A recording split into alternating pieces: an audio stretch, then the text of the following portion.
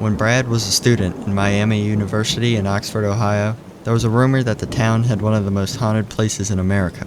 When Brad started on an on-campus magazine, he couldn't wait to write about several of the area's most famous phantoms.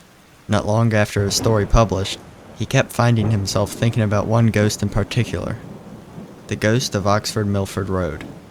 As the story goes, many decades ago, probably sometime in the 1940s, there was a young man courting a young woman in a rural part of the town. Each night he visited under the cover of the darkness. After her parents went to bed, the young woman would sneak out of her farmhouse and flash the lights of her parents' car 3 times. Then her young suitor would ride his motorcycle down the road. One night he took the turn right before her house, a little too sharp. The motorcycle went one way, he went the other. His injuries were so severe that he did not survive. Rumor has it, however, that his love-struck ghost still haunts the stretch of Milford Road. Curious Brad, his girlfriend, now his wife, and a friend decided to head out there one night to see if they could verify the tale. His girlfriend was worried she'd be completely freaked out. She believes more in that stuff than I do, Brad says, but he was mostly concerned that his suspicions, that none of this was actually true, would be confirmed. On this particular night, as Brad passed the abandoned farm, an idea came to him, and he pitched it to his girlfriend. How could she not say yes? Though reluctant, she relented, and Brad turned a short way into the farmhouse driveway. He killed the engine and flashed the lights 3 times. And no joke, there was a single headlight that appeared 3/4 of a mile down the road. Brad says, "You saw it start to come, getting pretty slow. It kept coming and coming. My wife was freaking out. It was coming closer and closer. As a collision seemed imminent, Brad turned his car lights on. He expected to see a kid on a bike, bailing out from his prank that he'd now been caught in, but there's nothing there. The light is just gone," he says. They got out of the car. They walked around, trying to figure out what they just saw. To this day, we still talk about it. "I saw something I cannot explain," he says. "If you get him and his wife around a campfire, they'll swear up and down that the story is true.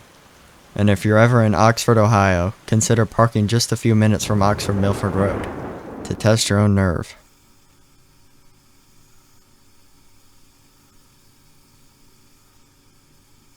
Doug Averill grew up as one of the 8 boys on his parents' sprawling dude ranch, the Flathead Lake Lodge, in rural Montana. As a teen, the Averill boys ran wild. "We rode around as a little gang of cowboys," he remembers. "They'd saddle up and head off to check cattle on the 3 giant tracts of land the family managed, which formed a triangle around some of the state's most remote rangelands. One summer in the 1960s, the brothers came across a ghastly sight. There, on the ground, were 3 dead cows, neatly arranged in a circle. No obvious wounds were visible, but their reproductive organs had been removed. But there was never any blood. It was almost surgically removed," Averill remembers. During this decade, America was obsessed with aliens, and write-ups in the local newspaper posited that it was perhaps the work of extraterrestrials. People mused the aliens had taken the reproductive organs for testing. But one day, Averill and his friends came across a lance in their path. Attached to it was a cryptic note, with a threatening message. "That's when we thought, it's gotta be people doing this," he says. Then things really got strange.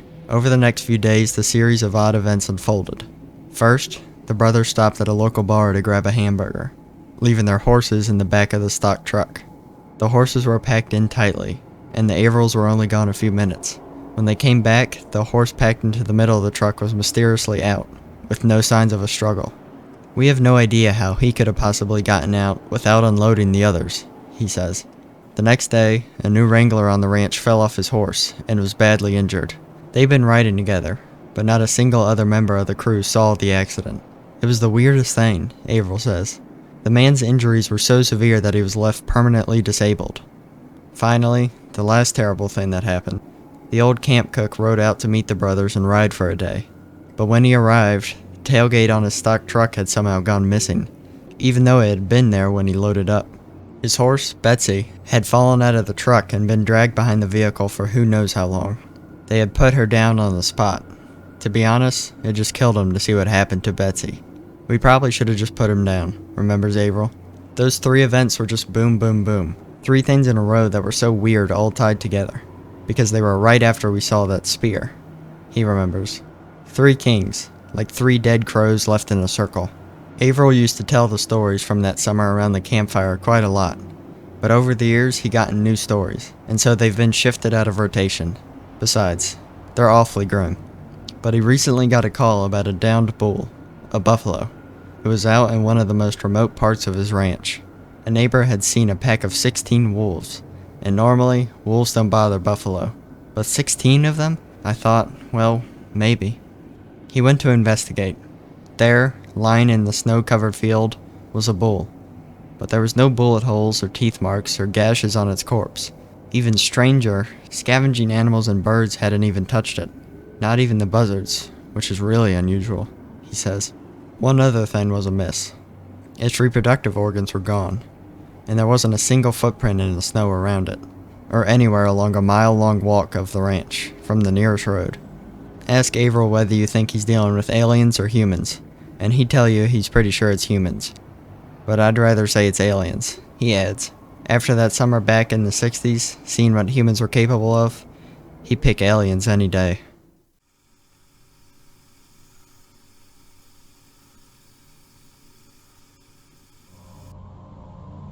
Throughout Latin America, you'll hear variations of the story La Llorona, or the Wailing Woman.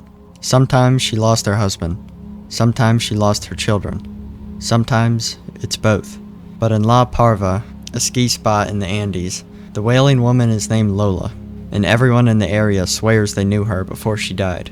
Local restaurant owner said he dated her before, pro skier Drew Tobke says, adding that the ski patroller he heard the story from pointed at the exact hut where this tale takes place. The story starts on a nice day in peak ski season. Lola and her son plan to spend the day on the slopes. As can happen in the Andes, a thick fog rose up from the valley, which often precedes the arrival of a real storm. The clouds enveloped the two as they were making their way down from the top of the mountain, and they lost contact from one another. Desperate to find her son, Lola began screaming his name as she ran through the thick fog. Unable to see clearly, though, she stumbled down a steep slope and began sliding towards a rocky couloir. By chance, a local lift operator who was returning to his cabin came across her body.